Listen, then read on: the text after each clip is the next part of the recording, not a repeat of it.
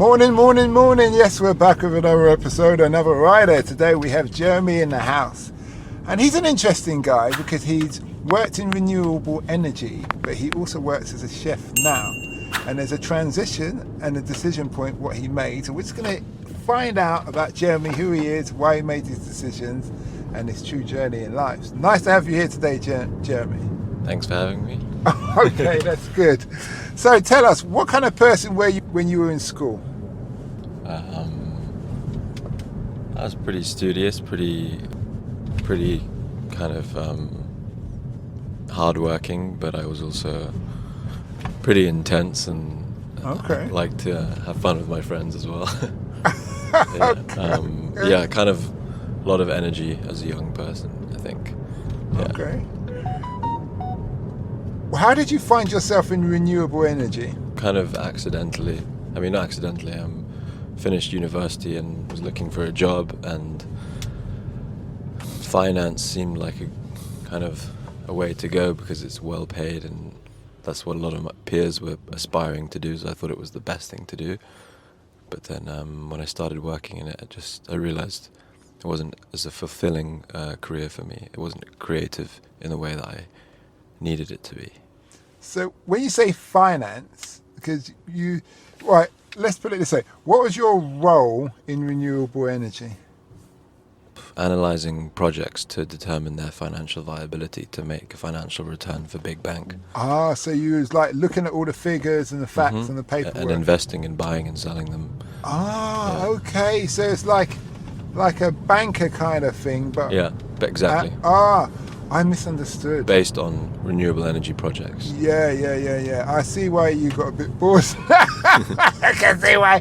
I thought you was going out to projects and doing like a surveyor's job. No. Oh, okay. That's quite different there, isn't it? Okay. So what did you have to do? Did you do a specialised degree to get into that? No, I studied philosophy, but is it? It's kind of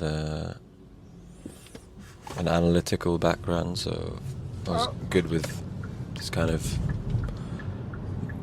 mental exercises and processing information, and I learned kind of quickly on the job. It was like, post-college job, so yeah. You might have to speak a bit louder. Yeah, sure. Okay, this is getting quieter.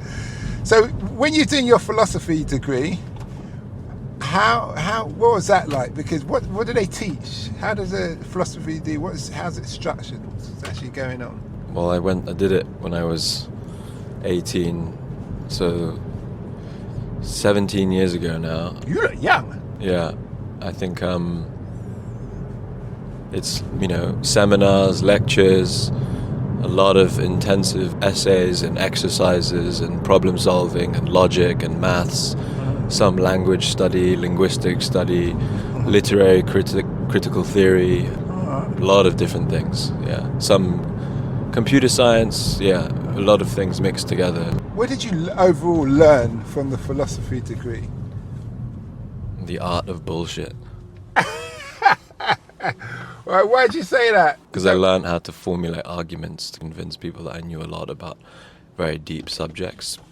Ironically, by figuring out the answer to kind of summarize and get to the core of points without really knowing what I was talking about. Okay.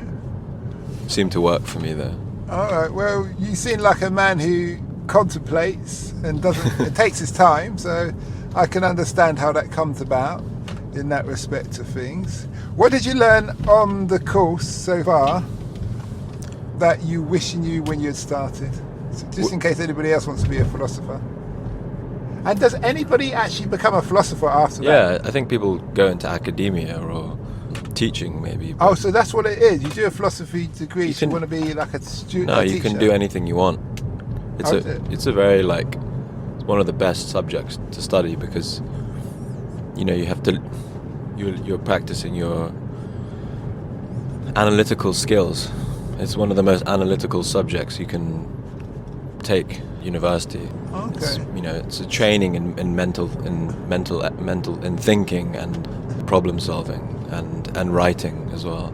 It's like a mental. It's like an athlete, but in the mind. Exactly. I'd say philosophy, maths. Those are the big subjects for people that want to exercise their brains. And okay, so you're looking at the details, taking the you're details, looking at the and making details. the things You're work. looking at life. You're trying to piece together arguments for existence, for phenomena. It's a way of thinking outside the box, which can be very useful in life. All right, so coming from somebody who's a layman to a philosopher like yourself. I'm not a philosopher. What's your look? We're backing out already, you know.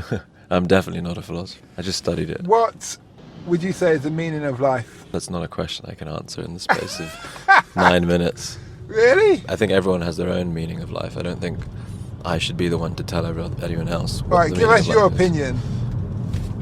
The meaning of life. I think it depends if you want to take a positive spin or a dark spin on this. All right, but give me both.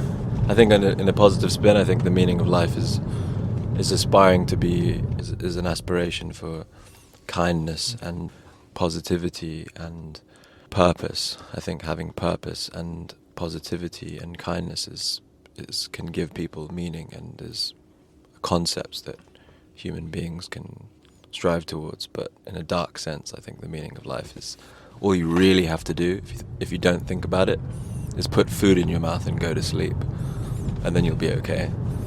It's pretty bleak, but we worry too much about everything. But at the raw basis of our existence, all we really have to do is get by. So you changed from being the analytical man in the sense of being paid to a chef. Yeah. What happened there? What's your story there? I just really wanted to cook because cooking is a very creative, technical, very complex field. It isn't always. It depends on what kind of restaurant you have, what kind of chef you want to be. But what's amazing about cooking is you can be an incredibly deep, technical, disciplined, focused person, and the output of what you do is positivity. You're making beautiful, delicious things for people and making people happy. So I think it's a way of channeling a tremendous amount of energy into a subject that has great positive outcome, which is feeding people and bringing joy to people. Okay, that's very good. How long did it take you to become a chef? When you say become a chef, I'd say become someone accomplished and understanding what they were doing. Is that what you mean? Well, just able to get paid and cook for people. Oh, a couple months. Oh, is it? Yeah. As I said, I learnt the art of bullshit. Yeah, but this is actually practical. I know, but I'd had an interview for one job and I managed to convince them that I knew what I was talking about without having any practical assessment. Okay. And But then then they gave me the job and I was in charge of a fish section and I'd never prepped fish in my life. And 2 days later we were doing 400 covers a day and I just taught myself. So when you was in charge of a fish section, were you doing any work or were you just supervising the people doing the work? No, I was doing the work. You were? Yeah. So you're kind of watching, what's he going to do? All right, let me do that. Well, I knew that the next day that's what I would be doing, so I did my research and then I came in. Clever guy. Yeah. So that's like, I saw a meme for Richard Branson, his face was there and it says, learn to accept any job opportunity, even if you don't know how to do it. That's and exactly. Then just study. Yeah, this is exactly the way everyone should do it, because otherwise you're going to slow yourself down in life because you think you need to be somewhere to get to a certain place, but actually everyone's faking it in a way. No one really knows what to do until they're in it. So do you believe fake it till you make it? I believe that you should just immerse yourself in your ambitions and try things, because life is short and time goes by and you miss the opportunity. That's very interesting. That is very, very interesting. I think people are held back by their insecurities and their sense of self-limitation, and they should go for what they want within reason, of course. So on another note, you must be a king with the ladies then, get loads of women. Not at all. Huh? I live with my girlfriend. And, Well, you won already, innit? You won. Okay. Well, we're coming to the end of the journey. Yeah. My last question to you, and this is no pressure, the world's standing in front of you and they want your one sentence of advice based on your life experience so far. What would that be? I'd say the most important thing that I've learned in life is to have purpose and to wake up every day and have a reason or have a motivation, have something that you're passionate in and that you're striving for. I think that's like the essence of happiness and meaning. So yeah, trying to find out what that is one of the most important things in life, I'd say. Okay. Yeah. Well, thanks a lot for that. And Thank we you. wish you well. Wish you well too. We hope that episode enhanced your life. We post an interview every day as well as vlogging on our social media channel. Don't forget to subscribe to get our latest episode.